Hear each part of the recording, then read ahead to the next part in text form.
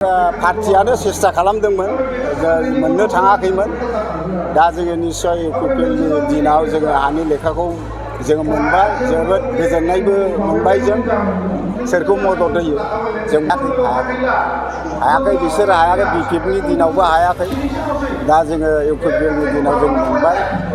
बहुत बहुत धन्यबाद होयो। जों गोबाव समसिम बे हानि थाखाय जुजिबोदोंमोन।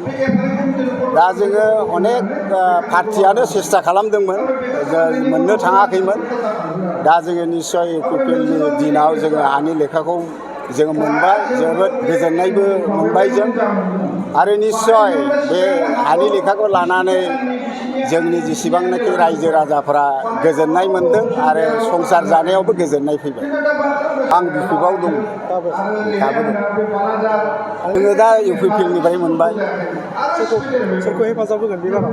दा नायनोसै जोङो सिन्था धारा खालामनानै, मोनग्रा साफ्रोमबो जोङो सिन्था धारा खालामनानै सोरखौ मदद होयो। जों हायाखै, बिसोर हायाखै, बिपिएफनि दिनावबो हायाखै। दा जोङो इउपिपिएलनि दिनाव जों मोनबाय। बहुत बहुत धन्यबाद।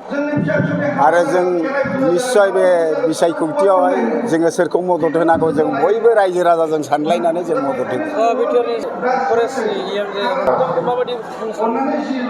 धन्यबाद होनांगोन, जिहेथु प्रमद बर' दैदेननाय बिटिआरआवहाय जोङो जोबोद बिनि खस्थ' खालामनाय रायजो राजानि गांनाय उखैनायफोरखौ बियो सिन्था धारा खालामदों।